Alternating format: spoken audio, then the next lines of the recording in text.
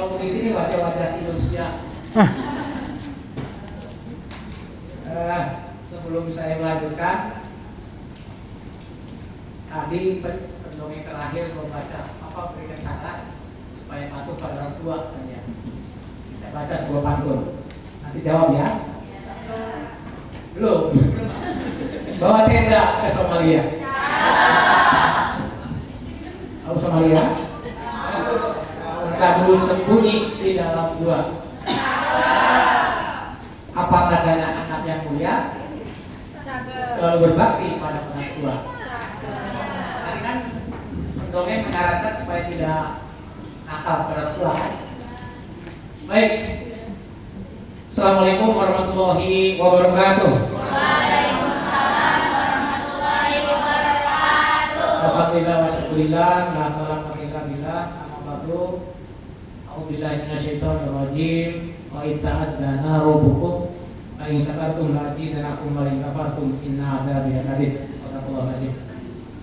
Besok lagi saya banggakan rekan-rekan juri, ada Kang Rehat, Kang Ahmad, Teh Putri, yang masih muda, masih cantik.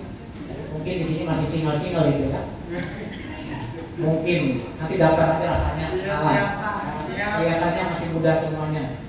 Istri satu Pak. Oh, baru satu ya. Oke. Mungkin kayaknya aja yang sudah tua begitu. Ya, masih muda ya. Mari kita bersyukur kepada Allah dengan mengucapkan bersama-sama alhamdulillah rabbil alamin. Bersalawat kepada Rasulullah SAW dalam mengucapkan Allahumma sholli ala sayyidina Muhammad wa ala ali sayyidina Muhammad.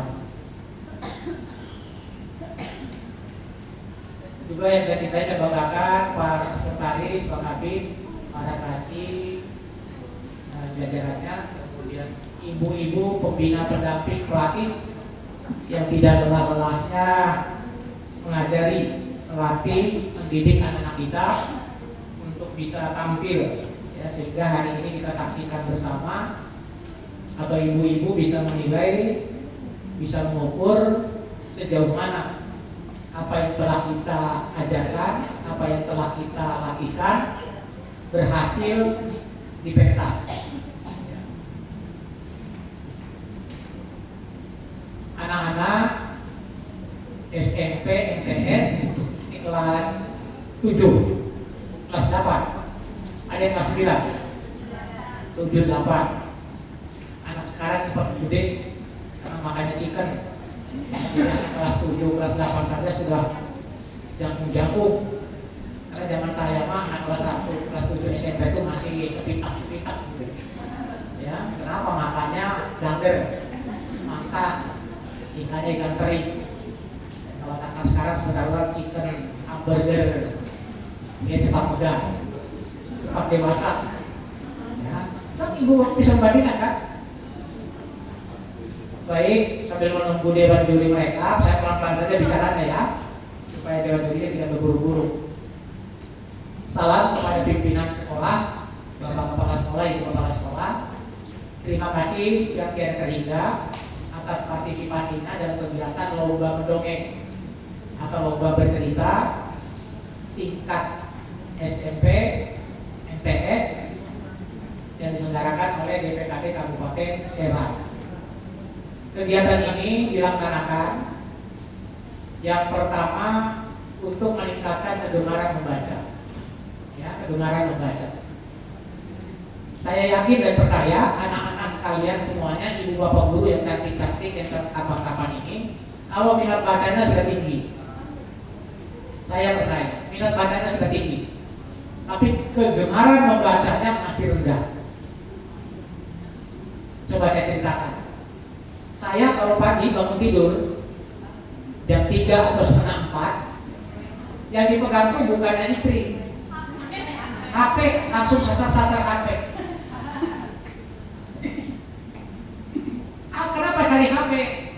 Karena ingin tahu ada berita apa nih dari teman, dari kantor, dari atasan. Itu menandakan minat bacanya tinggi. Tapi ketika teman ada yang mengirim caption, renungan subuh, panjang tuh. Ini sih makanya ini tiba kiri. Terus dibagi-bagi kita. Ada nggak yang begitu? Kalau tidak ada saya senang, tapi kalau ada, yuk kita ubah. Kita ubah. Itu mencirikan kalau di caption panjang kita ngomong begitu, kita kurang gemar membaca, kita nggak ingin tahu apa sih isinya. Pengennya mentang-mentang WA yang singkat-singkat saja, to the point. Ini seperti itu. Nah, kita memang sampai sekarang belum punya data real tingkat kegemaran masyarakat Kabupaten Serang dalam hal membaca.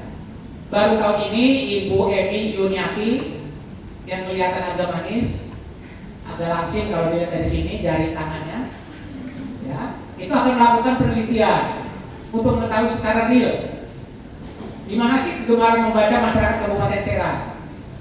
Karena ini menjadi tuntutan Kemendagri di dalam laporan pertanggungjawaban pemerintah daerah.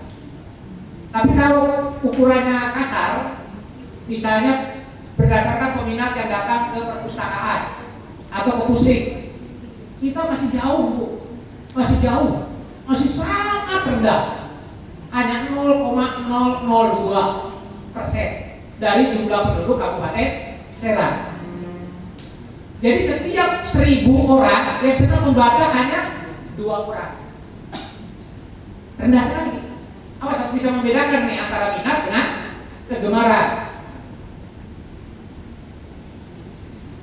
Kegemaran itu akan tumbuh berasal dari minat.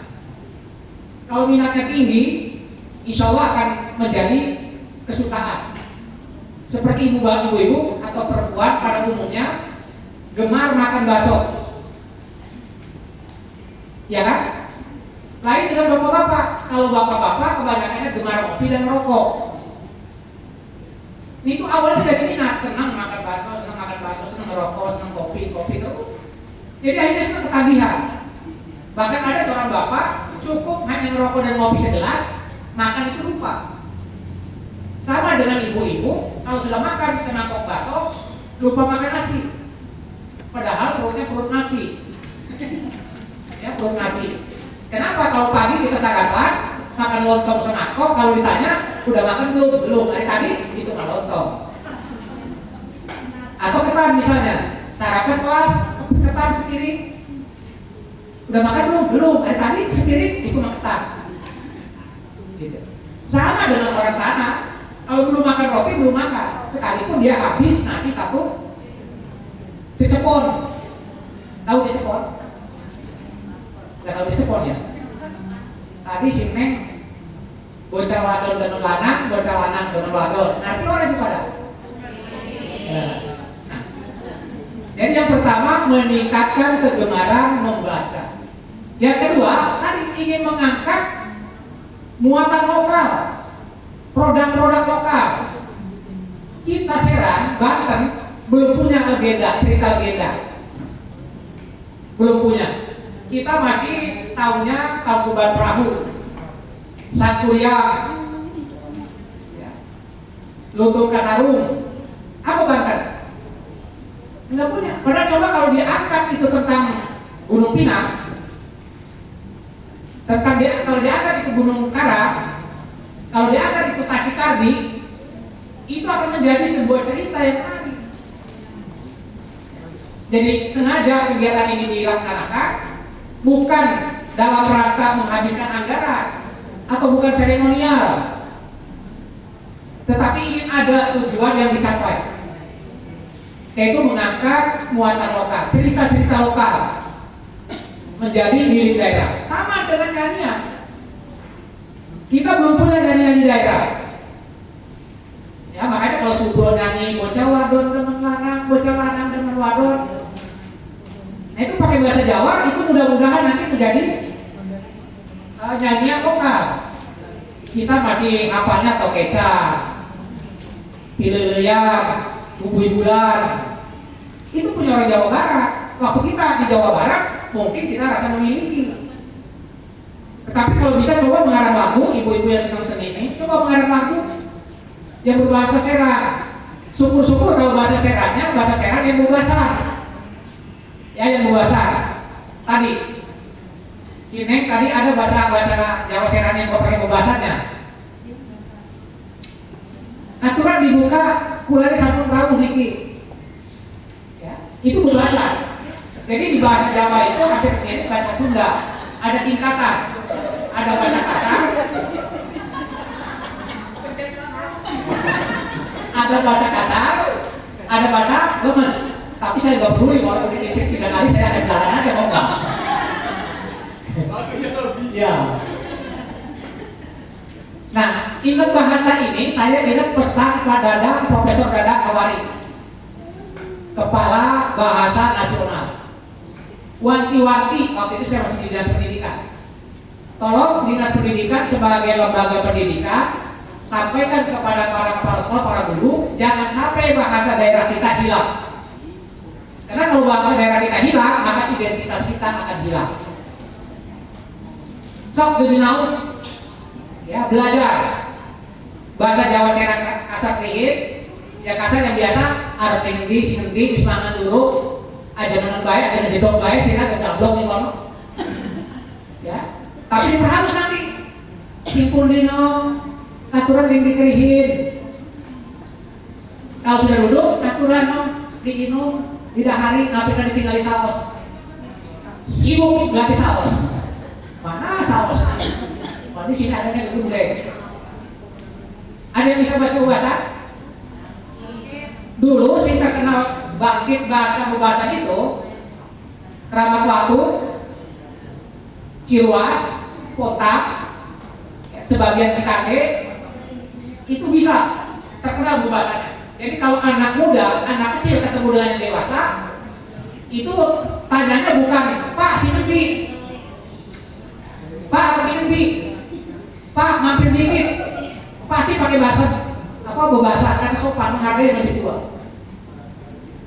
Dan bahasa berbahasa ini kalau digunakan, kalau diterapkan, itu akan memperhalus sifat karakter kita. Sama seperti mendongeng ini. Mendongeng ini tujuannya, manfaatnya salah satunya memiliki sifat-sifat baik, nilai-nilai baik, akidah-akidah baik. Karena dia akan belajar dari yang diceritakannya itu. Dia akan bisa membedakan mana pelaku yang jahat, mana pelaku yang baik. Dan pada akhirnya kejahatan-kejahatan itu akan kalah oleh kebenaran, oleh kebaikan. Jadi satu, sekali lagi meningkatkan kegemaran membaca. Kedua, mengangkat cerita lokal menjadi cerita daerah bahkan nasional. Yang ketiga, kita juga ingin punya pendongeng-pendongeng kecil atau pendongeng-pendongeng remaja, pendongeng-pendongeng dewasa. Kalau ada bencana, pernah waktu di Cianjur kami datang ke sana, masyarakat ada yang minta, Pak tolong sih dibawakan pendongeng ke sini untuk menghibur anak-anak kami. Tuh dalam hati, oh iya ya. Jadi orang yang kena bencana gempa bumi itu tidak selamanya membutuhkan makanan, tidak selamanya membutuhkan kain. Makanan dia butuh, kain butuh, tapi dia juga pengen membangun mentalnya, ingin membangun apa rohaninya, untuk bangkit kembali, untuk ada kepercayaan diri lagi. Kita nggak punya di Kabupaten Serang ini pendongeng-pendongeng kecil atau pendongeng-pendongeng remaja, pendongeng-pendongeng orang tua. Coba yang dari ibu-ibu sekarang di sini, coba yang sudah berhasil jadi ibu-ibu, coba bisa malu-malu. Dari hidungnya saya sudah kelihatan, kalau mengangkat tangan berarti bohong. Pertanyaannya, berapa menit ibu berdongeng bercerita kepada anaknya pada waktu tertentu? Berapa menit? 1 jam. Jam berapa? Sebelum tidur. Bagus. Satu ibu siapa? Ibu Mul. Dari mana Bu? Bojonegara. Alhamdulillah masih ada Bu Mul. Bu Mul menyisihkan waktu 1 jam untuk bercerita kepada anaknya. Habis maghrib, habis sisa, atau sebelum tidur. Kebetulan kita mah orang apa? Manusia kain, jadi tidak sempat tidur dengan anak di siang hari. Kalau kita sempat tidur siang hari pun balik nolongin anak, balik dongeng. Karena anak itu kalau mendengar dongeng biasanya balik nusuk, nggak kerasa, lihat saja tidur, dengan emboknya tidur. Ada lagi saya dibumut, karena sekarang ibunya dongeng dengan HP, bapaknya dongeng dengan HP, anaknya dongeng dengan HP. Maka karakter anaknya seperti HP. Iya kan? Tadi pendongeng terakhir siapa namanya? Pendongeng terakhir siapa namanya? Siapa? Azmi Alfara. Orang mana sih Azmi Alfara?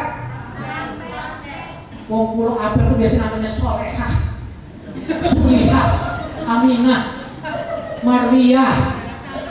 Wih, si mau wis Alfira. Azmi Alfira. Jadi sudah, saya teman SPG banyak orang sana. Orang Waringin Kurung, orang Keramat Batu, orang Ciruas, orang Cikadek itu sekarang sudah nama-nama itu sudah dilupakan karena mengikuti perkembangan zaman.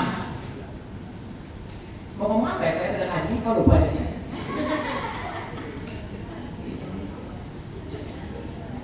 Azmi jangan bercerita dengan HP saja. Harusnya sekali waktu dia bercerita. Coba sekarang dibalik ke ibunya, ke bapaknya. Kalau bapak ibunya nggak mau bercerita, karena cerita dari orang tua itu biasanya melekat di hati anak. Apalagi kalau cerita tentang kehidupan. Maaf, kemarin di pembukaan saya ceritakan, sekarang diceritakan lagi. Saya mengapa sampai jadi begini? Ini karena mendengarkan, menyimak, memahami, mengerti cerita yang diberikan oleh orang tua. Mengerti yang diceritakan orang tua. Maka saya berkesimpulan, saya tidak boleh seperti orang tua kami. Saya sempat sakit hati karena tetangga di waktu maghrib menghina, memarahi bapak ibu saya. Waktu maghrib, dasar kamu goblok, dasar anjing, dasar babi. Maghrib, berapa tetangga, berapa kepala keluarga datang menuduh orang tua saya membocorkan sawah yang telah dipupuk, akhirnya dialirkan ke sawah bapak. Oh dari situ tuh, oh begini ya jadi orang bodoh, oh begini ya jadi orang gak sekolah. Itu maghrib cerita lagi.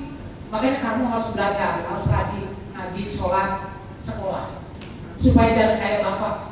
Kalau kayak bapak kayak tadi kamu dengar, rumah orang mau maghrib bapak dimarahi, di anjing, di babi, perlu babi, di bedul, siram aja. Kalau masih ada ilmu, jadi pintar, jadi pejabat, dihargai kok. Di bapak makanya ayah saya gimana? Uang bengene jadi pembantu, jadi bujang, jadi babu. Ditokokakan gerobak, ditokokakan jarak, naik gerobak sing anjani benteng seminggu. Ketemu wewe, reniwa, kuntilanak di jalan. Tuh, kepedihan cerita orang tua itu kita pahami, kita dengarkan, maka kita resapi. Akhirnya memotivasi diri. Wah, kalau begitu saya harus sekolah, saya harus belajar. Padahal saya tadinya tidak mau sekolah. Sampai saya sekolah itu dipaksa oleh guru. Ya dipaksa oleh guru. Tahun 77 baru dipaksa masuk sekolah SD. Begitu daftar ke kelas 2, ke kepala sekolah. Setelah dicatat namanya, nama bapaknya, alamatnya, ditanya mau masuk kelas berapa. Ada nggak sekarang yang ditanya? Begitu daftar ditanya mau masuk kelas berapa. Nggak ada kan? Saya ditanya mau masuk kelas berapa. Untung guru yang maksa saya sekolahin ada masuk. Udah pak? Udah bet? Belum bu, saya ditanya mau masuk kelas berapa. Udah ikut ibu saja. Ibu ngajar kelas berapa? Kelas 2. Ini langsung begitu daftar masuk kelas 2. Jadi gengsi kayak SD masuk kelas 1 itu. Itu Januari Desember sistem sekolahnya. Setahunnya itu Januari Desember tahun 77. Saya masuk bulan Juli, jadi pertengahan tahun. Nah, kenapa mau sekolah didorong oleh guru? Karena tadi teringat cerita orang tua yang pedih. Makanya tolong sisihkan waktu, walaupun hanya 5 menit, 10 menit. Udah belum kan? Ya. Walaupun hanya 5-10 menit, sekali waktu dongeng anak-anak kita kayak ibu umur tadi. Sambil mau tidur ya, nah simpan HP-nya, Pak simpan HP-nya. Gantian gak apa-apa. Ibunya hari ini yang bercerita, besok bapaknya, besok bareng-bareng. Itu akan memberikan pendidikan moral, pendidikan akhlak. Ya cerita apa Pak tadi? Yang paling penting ceritakan kehidupan kita. Walaupun anak sekarang tidak ada istilah pemaling, ya kan? Kalau anak dulu, kalau kata orang tua pemaling, nggak pernah bertanya pemaling itu apa. Contoh misalnya didongengkan bahwa kalau habis makan tidak boleh tidur, kalau duduk tidak boleh di atas meja, kalau berdiri tidak boleh di pintu. Kenapa? Karena katanya kalau duduk di atas meja nanti banyak utangnya, kalau berdiri di pintu nanti nonton jodoh. Cerita-cerita semacam itu tuh memberikan bekal kepada kita tentang etika sebenarnya. Pantas nggak orang duduk di meja? Kan nggak pantas, tidak. Tapi oleh orang tua dikatakan bahwa takut banyak utangnya nanti. Kalau berdiri di pintu nonton jodoh tuh mau kami nggak jadi. Itu nonton jodoh namanya. Padahal bukan begitu, menghalangi orang jalan. Menghalangi orang jalan. Nggak apa-apa kalau anak kita bertanya, jawab. Karena sekarang kan sekali lagi anak kita tidak mengerti pamaling. Pamaling itu sesuatu yang tidak boleh dikatakan, tidak boleh ditanyakan. Terima saja apa adanya, semacam doktrin. Kita bukan doktrin sebenarnya. Tapi anak kita sekarang masih kritis. Nggak apa-apa dijawab saja. Dijawab. Jadi diharapkan anak-anak kita ini menjadi pendongeng-pendongeng yang andal ke depan, ya, sehingga anak-anak ini lebih mampu menguasai kehidupannya dan menatap masa depan. Juga kemarin saya sampaikan kata Robert Albert Einstein. Ada yang kenal? Ada yang kenal nggak Einstein? Lamunan, sate bebek, anak gato. Bukan ujung sama dengan anak-anak rumah Albert Einstein. Dikenal sebagai apa Albert Einstein? Pernah apa? Albert Einstein pernah apa? Nggak usah takut salah jawabnya. Guru mau diturunkan jabatannya, mau turunkan gajinya, murid mau dinaikkan kelasnya, kalau nggak naik Pak. Pernah apa? Einstein. Energi. Loh, kok anak-anak sekarang malah jadi nggak dihajar lagi dia begitu. Einstein itu orang fisika, orang logika, orang sains. Tapi beliau menyarankan jika anak-anak ingin cerdas, berilah mereka cerita. Misalnya Einstein. Jika anak-anak ingin cerdas, berilah mereka cerita. Jika anak-anak pengen lebih cerdas, lebih banyak lagi beri cerita. Tuh. So, kalau anak yang bisa bercerita, biasanya otaknya itu, daya tangkapnya itu beda dengan teman-teman yang lainnya. Dan mendongeng ini, bercerita ini termasuk kelompok atau hubungan sosial ini untuk mengembangkan otak sebelah kanan. Dalam kehidupan ini otak sebelah kanan dan otak sebelah kiri ini harus seimbang. Walaupun setiap individu punya kekuatan, kelemahan masing-masing. Ada yang kuatnya di fisika, ada yang kuatnya di matematika, ada yang kuatnya di sosial, ada yang kuatnya di bahasa. Tetapi sehebat apapun matematikanya, sehebat apapun fisikanya, otak kanannya tidak boleh dibiarkan begitu saja. Roma Irama, ada yang kenal? Roma Irama itu waktu sekolah nggak senang ilmu sosial, nggak senang ilmu sosial. Dia senangnya fisika, matematika. Tetapi kenapa dia mengembangkan seni? Maka ketika dia ada pentas di Filipina, tahun berapa loh? Ya. Ketika menyerahkan oleh juri, diprotes atau tidak suruh diperbaiki aransemennya, bahwa ini tidak sesuai dengan kaidah-kaidah musik, teori musik. Tetapi Rhoma Irama daripada saya harus merubah aransemen saya lebih baik mengundurkan diri.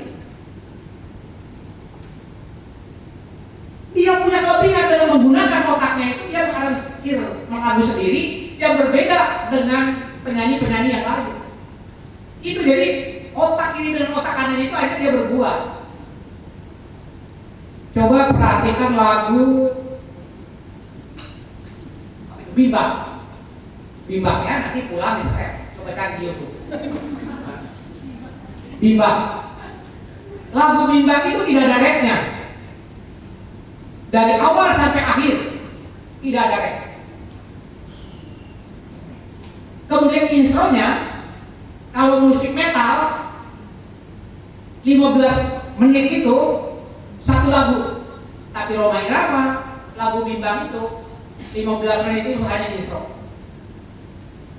Lagu Bimbang ini lagu yang paling unik menurut para pengamat peneliti musik. Nah, saya kalau mau Profesor Rhoma Irama yang lagi mengimbangkan antara otak kanan dan otak kiri. Nah, artinya anak-anak kita ini, apalagi anak-anak kita yang sedang remaja ini otak yang sedang berkembang. Karena otak itu berkembang sampai usia 18 tahun. Otaknya berkembang, tubuhnya berkembang. Kalau sudah menginjak usia 18 tahun, biasanya tubuhnya sudah tidak mengembang lagi, tidak tumbuh ke atas, paling ke samping. Kalau usia 18 tahun. Tapi masih ada kemungkinan kalau belum usia 23 tahun. Tapi otak, upayakan anak-anak kita dibangun, dikembangkan, diberi nutrisi yang baik, itu dari 0 tahun sampai dengan 18 tahun. Wis, kita bayar dengan si daharnya serek kepiring, iwak pedang, ya, lalap gejer, keren-kerennya kacang panjang. Bocah-bocah kita sini mah perlu diperhatikan. Makanan pas sehat yang nggak sempurna itu harus perhatikan supaya berbeda lah dengan kita.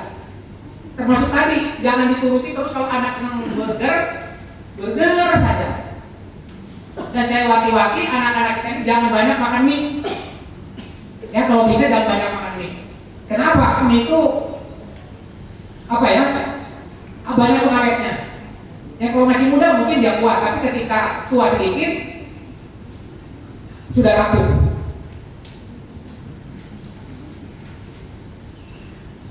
Berapa tadi? 3. Pengembangan kegemaran membaca, mengangkat cerita lokal, kemudian mencari bibit pendongeng yang diharapkan nanti sampai level nasional.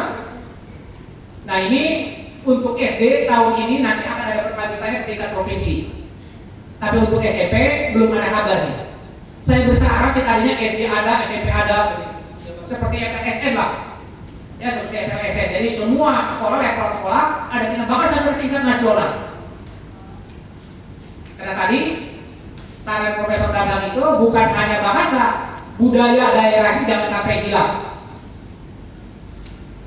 Budaya daerah jangan sampai hilang. Arehan, orang Serang pergi ke Jogja, pulang nyangkin besek. Apa isinya? Apa isinya besek? Gegetuk goreng. Goreng getuk, merikir semuanya. Ini saya kan getuk. Aneh, mau kayak kita di kota mang getuk. Kalau bupati. Itu di Serang banyak makanan-makanan tradisional yang harus dikembangkan menjadi daya tarik orang-orang luar yang datang ke Serang untuk membeli. Ini malah kita tertariknya di luar. Di mana kalahnya? Di kalahnya itu di packingnya, di penampilan bungkusannya. Padahal tape ketan itu enak, ya, kue cucur itu enak.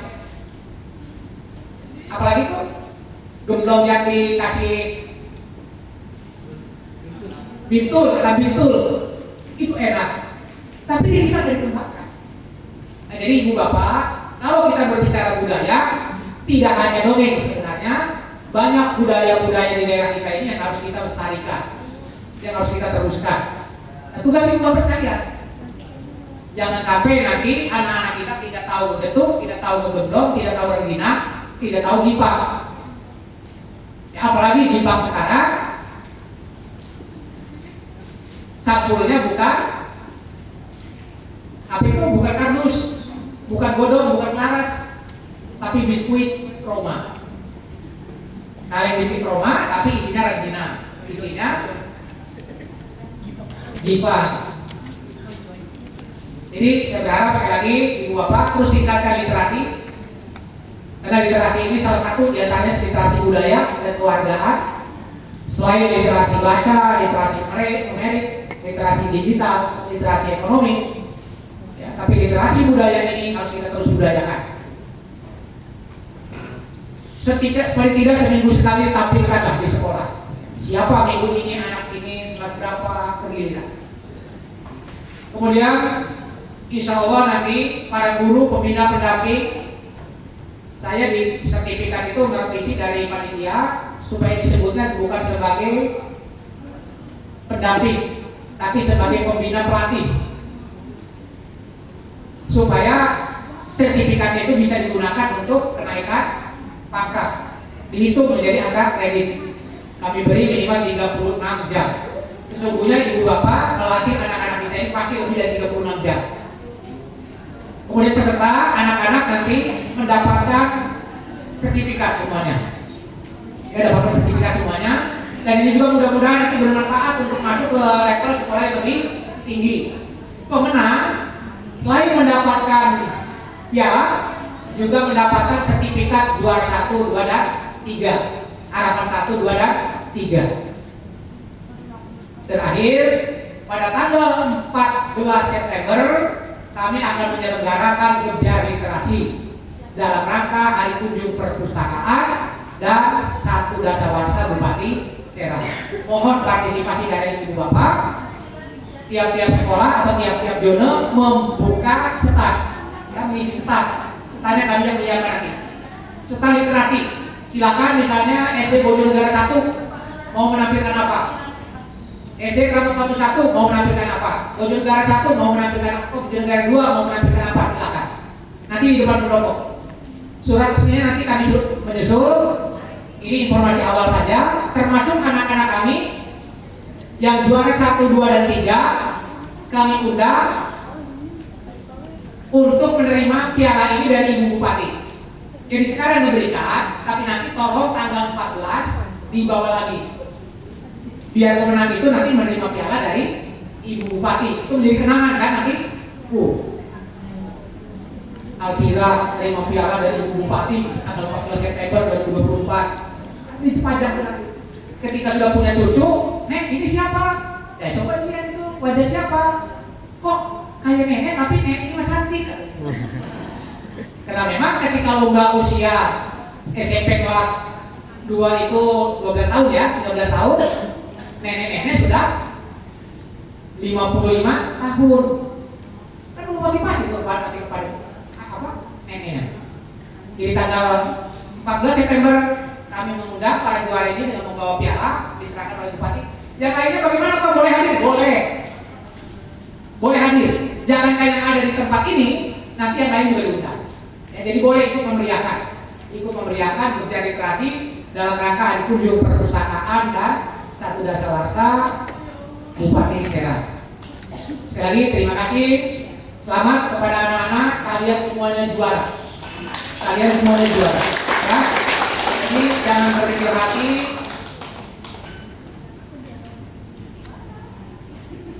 Jangan berkecil hati. Saya mendapat piala.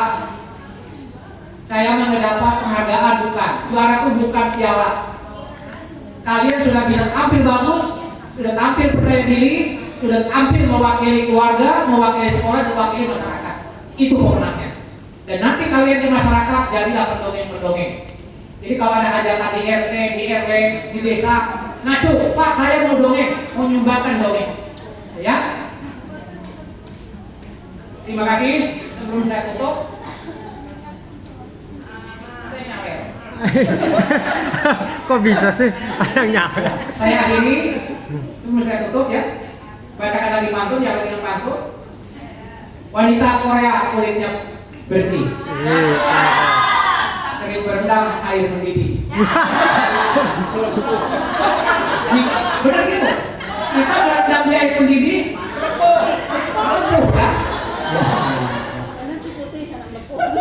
Ya, putih melepuh. Jika juara tak bisa diraih, tetap semangat dan bersih. Hari ini tutup lomba bercerita ke lomba mendongeng tahun 2024 tingkat Kabupaten Serang. Kita bersama-sama membacakan hamdalah. Terima kasih. Assalamualaikum warahmatullahi wabarakatuh.